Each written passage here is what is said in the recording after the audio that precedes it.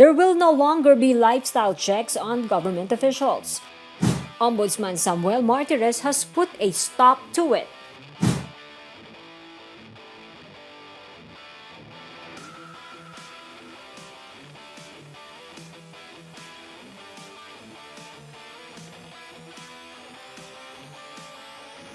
He called lifestyle checks illogical.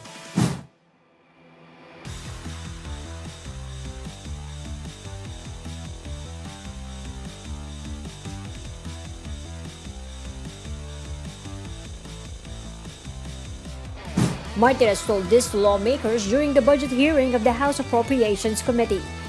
He stressed the Office of the Ombudsman is not in a place to interfere regarding a government official's lifestyle unless he or she did something wrong.